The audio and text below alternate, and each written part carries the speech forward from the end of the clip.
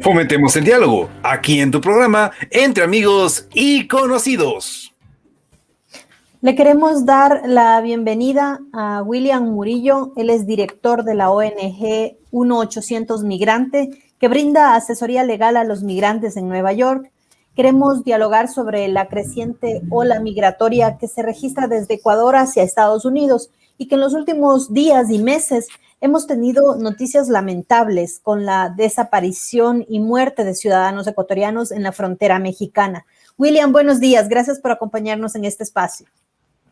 Hola Ingrid, buenos días. Diego, buenos días. Un cordial saludo a toda su audiencia. Precisamente, William, gracias por conectarse y por ilustrarnos. Nosotros habíamos planteado este programa y en este tema como si podemos considerar que hay una nueva ola migratoria hacia Estados Unidos. ¿Qué nos diría usted? Bueno, yo creo que se está hablando bastante del término ola migratoria cuando en realidad lo que nosotros tenemos es un tsunami migratorio, porque los números lo están demostrando así.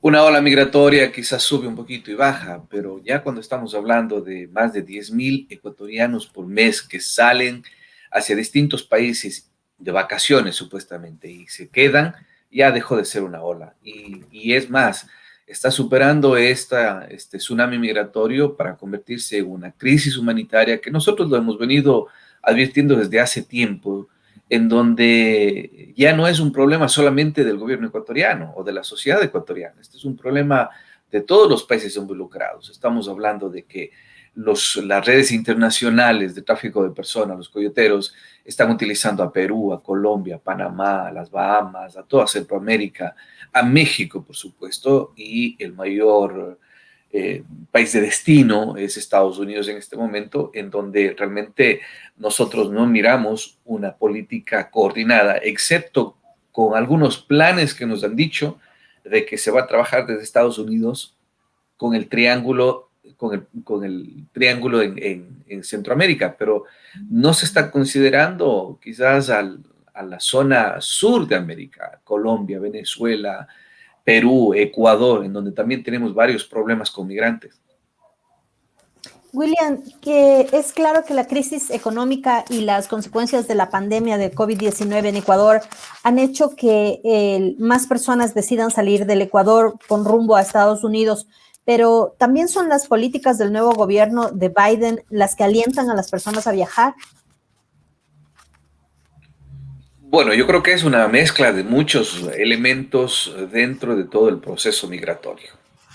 Recordemos que antes de las políticas de Biden igual salían, antes de las políticas de Trump igual salían, durante las políticas de Barack Obama igual salían y anteriormente con W. Bush, con George W. Bush. Entonces, en fin, querer ponerle un dueño a esta situación política no es lo correcto.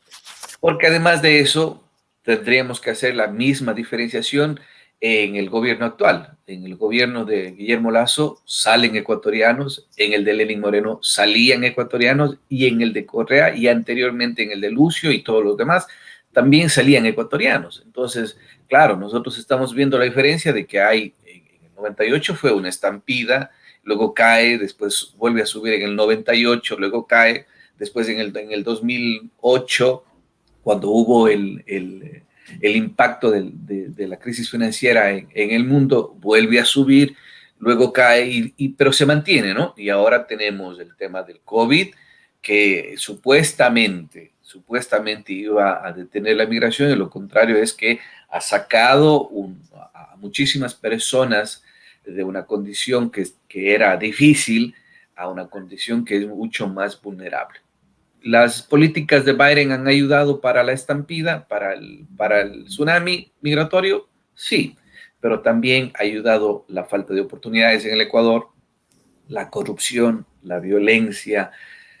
Le puedo mencionar que hasta la violencia política, la violencia en contra de la mujer, la violencia económica, porque ahora mismo los números son alarmantes. Si nosotros estamos mirando de que, según las cifras del gobierno ecuatoriano, después de este tsunami, el 70% de la población ecuatoriana es pobre o extremadamente pobre, Entonces ahí nosotros nos podemos dar una idea clara de que las condiciones económicas del país, más las condiciones sociales, más las condiciones políticas, más las condiciones de salud, en donde ni siquiera van a alcanzar por ahora a todos los ecuatorianos para una reactivación económica inmediata el tema de las vacunas, sino que va a tomar mucho más tiempo. Entonces las personas no pueden esperar ese tiempo y están desesperadas porque no hay trabajo, porque no hay reactivación, porque no existen incentivos desde el Estado para decirle, bueno, aquí hay un cheque de estímulo, como en Estados Unidos. Hay un cheque de estímulo, tome y vamos a empezar para capear la crisis. No hay eso. Entonces sí, y me estoy olvidando, el elemento clave de todo lo que está pasando es que México ya no pide visa hacia los Estados Unidos. Y eso fomenta, o fomentó y va a seguir fomentando, de que los ecuatorianos sean víctimas de los traficantes, de los coyoteros, en donde le dicen, no, ya no necesitas la visa, ya no tienes que cruzar toda Centroamérica. Te subes en un avión, te recogemos en México y te llevamos a la frontera y te entregas. Esa es la nueva modalidad que están mintiendo a las personas, y cosa que tampoco es así, porque si quieren cruzar a México, que tienen necesariamente que cruzar Monterrey, Chihuahua, Ciudad Juárez, ciudades que son peligrosísimas. Precisamente, William, yo quería abordar ese tema. 1-800migrantes.com es esta organización que ayuda a los migrantes, les asesora. ¿Con qué historias se encuentran ustedes con respecto a la migración ecuatoriana? Porque precisamente se cuentan historias bastante duras, bastante graves, gente que, por ejemplo, de la provincia de Chimborazo, de Guamote, van a este recorrido y se pierden al tratar de cruzar el río. Hay familias que se dividen, gente que sí logra pasar, esposos o esposas que se quedan. Inclusive ahora vemos este flagelo nuevo de niños que quedan abandonados. ¿Con qué se encuentran ustedes en el momento de asesorar o darles una mano?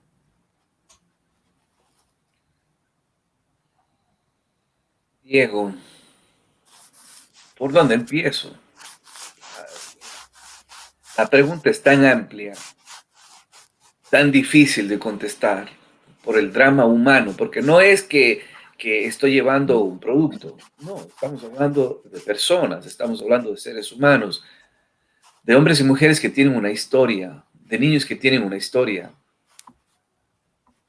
personas que están con muchos sueños, personas que tienen muchas esperanzas en tratar de salir de esta crisis económica, pero también tratar de salir o de cambiar una situación personal en donde han vivido demasiado tiempo. O sea, nosotros estamos hablando de jóvenes, ahora de jovencitos, de niños. Nos hemos escandalizado al mirar las imágenes de estas niñas que son arrojadas en la frontera, del niño que es abandonado en el puente, que es ecuatoriano, que tiene su peluche. ¿Con qué criterio estos niños están viajando? No los tienen. Son los padres, son la madre, el padre que está en Estados Unidos por 10, por 15, por 20 años, que no han visto a sus hijos y que se desesperan poder hacer algo porque en Estados Unidos no hay una solución para su situación migratoria porque ellos también son indocumentados. Y si tuvieran documentos, si tuvieran papeles, la residencia o la ciudadanía, no estarían tomando esta clase de decisiones y harían la reunificación familiar porque les da derecho tener la residencia y la ciudadanía. Pero al no existir esto, siguen en la ilegalidad, siguen en la irregularidad, ¿sí? Porque no existe este tema del migrante ilegal. Eso es una criminalización que no deberíamos usarlo. Existe esta irregularidad en donde, ¿qué hace que un padre tome la decisión de traer a su hijo conociendo de los peligros? Porque todos conocemos de que se mueren, se ahogan, les violan, les matan, les secuestran, les extorsionan. Todos conocemos esto. Los medios de comunicación nacional en Ecuador se han puesto la camiseta para informar de que el viaje irregular hacia los Estados Unidos no es un viaje de placer. Entonces, nosotros, ¿cómo entendemos de que el padre o la madre está tomando esta decisión? Sí, que viene con el papá, que viene con la mamá. Nosotros reportamos hace una semana más o menos, un poquito más, la muerte de un chico de Azuay que venía con su padre y se muere, 15 años, más de 10 años que no había visto a su mamá, 13 años que no había visto a su mamá, se quedó de 2 años. Esa madre le dejó un bebé Le vio crecer por llamadas telefónicas, por videos. No puedo compartir el Día de la Madre, no puedo compartir su cumpleaños, no puedo compartir la Navidad, el Año Nuevo. Cosas que para usted y para mí, quizás para la gran mayoría que nos escuche, que nos mira, es algo que lo damos por hecho, como que no le damos importancia, ¿no? Pero esa madre que llora en el Día de la Madre porque no puede abrazar a su hijo, ahí está el drama de la migración. Cuando nosotros podamos entender las razones emocionales, personales, humanas de esto, entonces ahí nosotros vamos a abrir un poco más el panorama y mirar de que no se trata solamente de un tema de coyoteros o de financieros o de visas, no, hay que mirar mucho más allá de lo obvio para ver cómo el padre o la madre se arriesga a traer.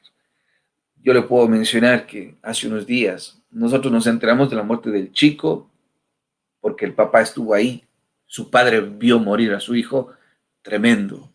Pero también le puedo decir de que hace unos días, que no estoy autorizado a decir el nombre, pero conozco de quiénes son, hubo una situación similar en donde la madre y la hija menor de edad también tuvieron este problema y la hija vio morir a su madre.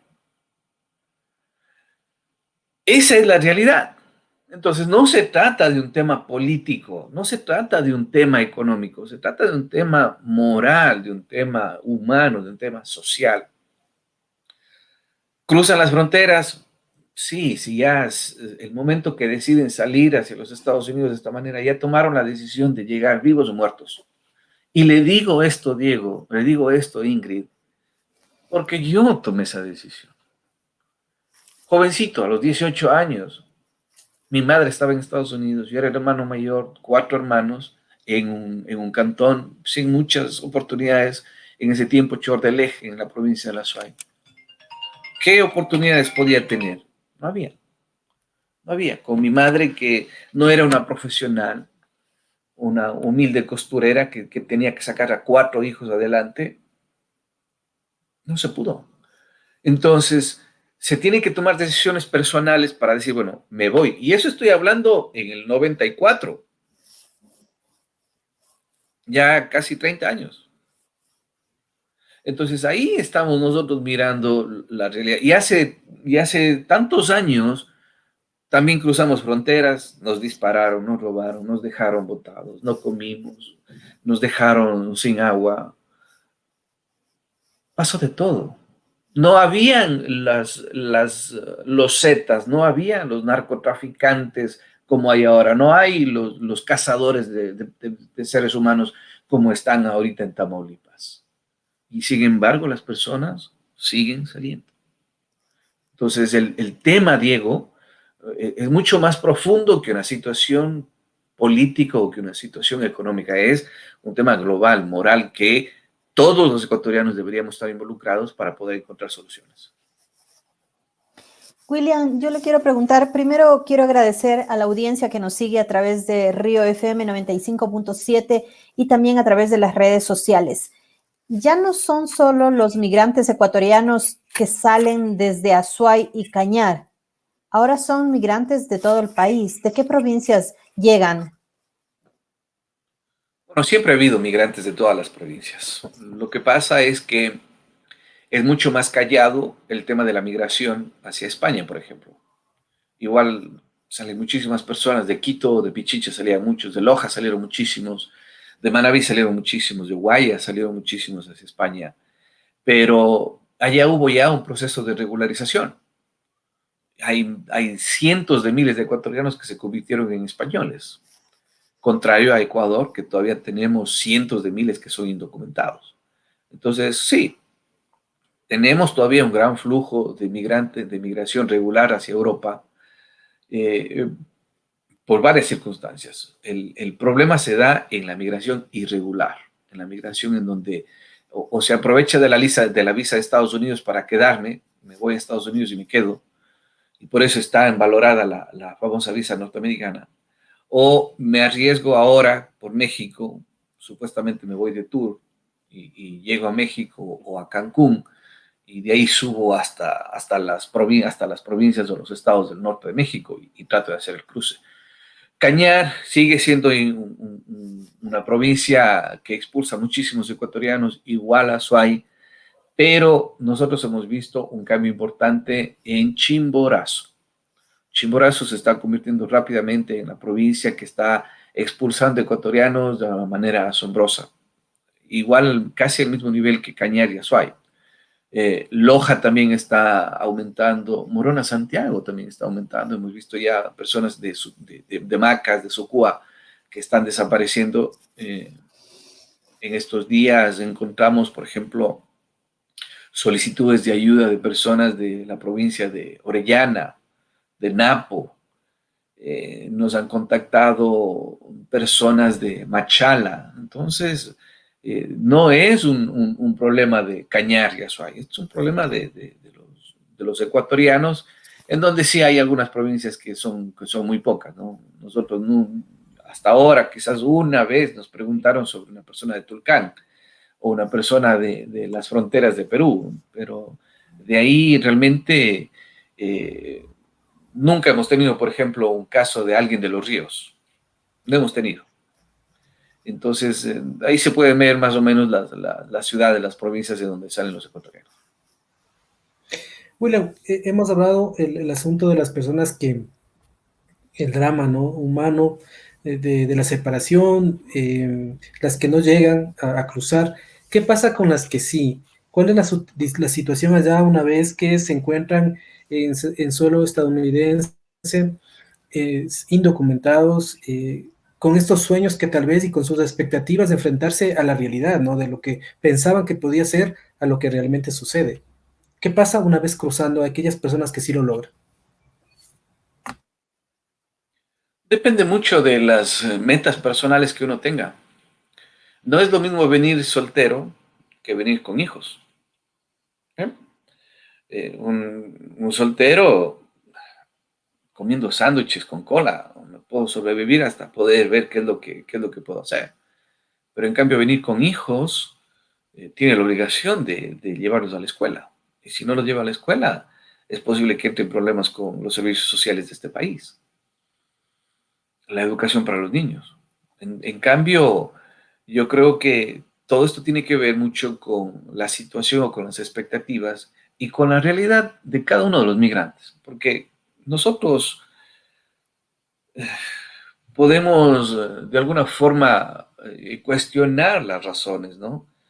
Yo he escuchado mucho, pero si tienen $15,000 para el viaje, ¿por qué no se ponen un negocio? ¿Por qué no emprenden? ¿Por qué no hacen esto? ¿Por qué en vez de arriesgar su vida? Y realmente no entienden el drama. No avanzan a ver todo el panorama. ¿Qué hace que una familia se endeude en $60,000, $80,000 para irse todos? Sabemos que es la desesperación, pero también sabemos de que en el transcurso de su vida se pusieron un negocio, no funcionó, o si funcionó, se cayó todo por el COVID y ahora están llenos de deudas. Tenían que vender todo y ahora no solamente las deudas del negocio, ahora también tienen que indemnizar a los empleados, porque si no, les inician los juicios en contra del Ministerio de Trabajo, y después están los aportes al IES, y después están los impuestos que no se pagaron al SRI. Entonces, no es el famoso hecho de que ¿por qué no te pones un negocio? ¿Cómo se va a poner un negocio cuando el 70% de la economía nacional está basado en este 70%, el 70% de ecuatorianos que son pobres? ¿Estamos poniendo negocios para competir por los pobres? No tiene sentido. Lo que sí tiene sentido es de que estas personas, que muchas de las veces tienen no solamente un problema económico, sino también tienen un grado de pobreza grande. ¿Qué significa las métricas que se publican en el Estado? Las necesidades básicas no satisfechas. Eso es lo que dicen los gobiernos locales, parroquiales, municipales, provinciales, nacionales. Las famosas necesidades básicas no satisfechas, ¿qué son? Falta de agua potable, falta de salud, falta de oportunidades laborales, falta de medicamentos, violencia. Entonces usted sale de esta situación en donde Hay muchísimos ecuatorianos en esa situación. Quizás ustedes y nosotros que estamos viviendo en una ciudad no lo sentimos, porque la gran mayoría de servicios básicos cubre en las ciudades. En Quito, por ejemplo, más del 90% tienen agua potable. Pero en Achupallas, en la provincia de Chimborazo, apenas el 2% de la población tiene agua potable. 2%. Póngale 10%. Entonces el 90% no tiene ni siquiera agua limpia para tomar. No tiene ni agua, Diego, Ingrid, la ciudadanía. Agua, el elemento básico para la vida. Entonces, claro que es desesperante. En Guayaquil, en Cuenca, tienen centros especializados, hospitales, centros de atención, médicos especializados en el exterior. Todo cuesta, pero existe en los centros grandes en las ciudades. Vaya usted a Chunchi, o vaya usted a Suscal, o vaya usted a Tarqui. No hay ni centros de atención médico básico. Quizás alguien, una enfermera. O tienen que caminar una media hora, una hora para el centro médico más importante, que ni siquiera es un hospital. O las comunidades aledañas a las grandes ciudades que concentran las ciudades, las provincias, las capitales de provincia, pero que alrededor simplemente se olvidaron. Entonces ahí tenemos otra vez que un nuevo sitial, un nuevo nivel de pobreza, falta de acceso a la salud. Y entonces la pobreza por ingresos. Sí, mire lo que nosotros tenemos.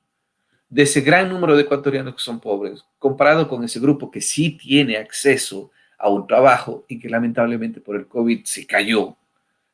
Y los únicos que de alguna forma tienen un trabajo asegurado es el Estado, que también dejó de percibir impuestos porque nadie está aportando.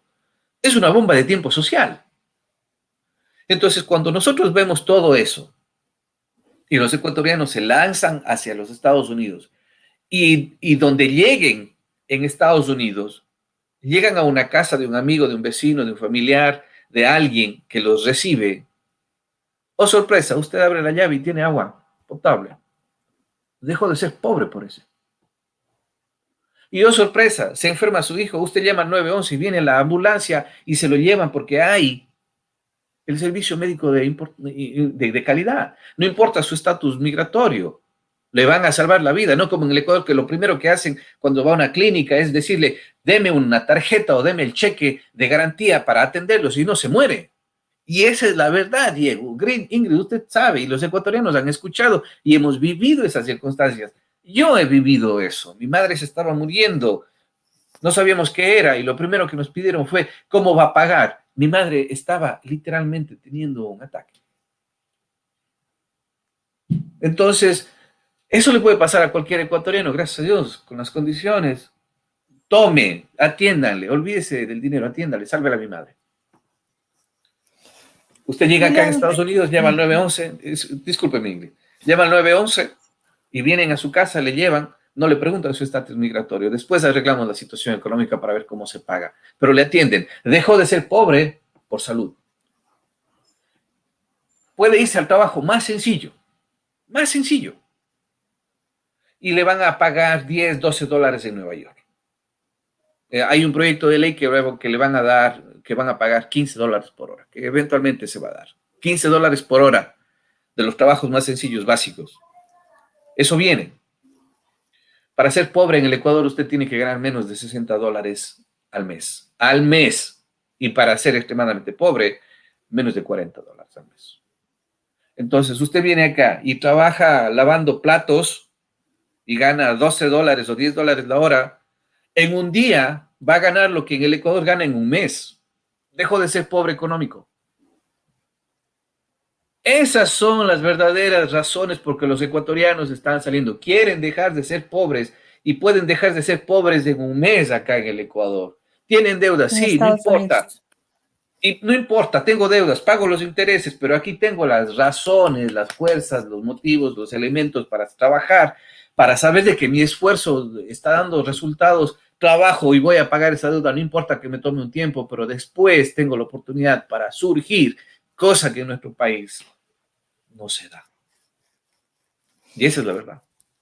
William, yo le quería, para ir terminando la entrevista, compartir una inquietud que tiene un amigo que nos sigue a través de las redes sociales, es Diego Vaca, y nos pregunta, ¿cuál es la ayuda que un migrante puede solicitar de 1-800 migrantes? ¿Existen costos? ¿Hay centros de asistencia? ¿Tienen centros a nivel nacional? En Estados Unidos, me imagino que pregunta. Bueno, gracias la pregunta a Diego. Nosotros somos una organización privada de asesoría legal. Y como tal, nosotros cobramos por nuestros servicios. Hacemos lo que hacen otras firmas de abogados. Hacemos divorcios, hacemos residencias, hacemos todo lo que tiene que ver con asuntos jurídicos, nosotros lo hacemos. La diferencia con 800migrante.com es que nosotros asumimos un rol, yo creo que inclusive más allá de profesional, asumimos un rol humanitario por lo que vivimos y por lo que vemos a diario con nuestros clientes. Entonces, eso a nosotros nos proporciona la información para que hace, no un año, hace más de 10 años que venimos haciendo esto, podamos tener un programa pro bono, un programa de ayuda gratuita, que es pequeño, porque lo financiamos nosotros, y no cobramos cuando se trata de asesoría y de ayuda a los familiares de migrantes desaparecidos o migrantes fallecidos. Les ayudamos en todo lo que podemos. Es gratuito. Trabajamos en todas las provincias, en Estados Unidos y en Ecuador de la misma manera.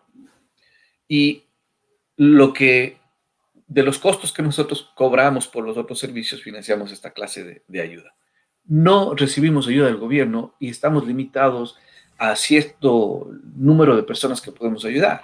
Por ejemplo, a nosotros nos llevan de muchísimos países, de Guatemala, de México, de República Dominicana, de Honduras, de Perú, de Colombia, a solicitarnos ayuda. Y les tenemos que decir que no.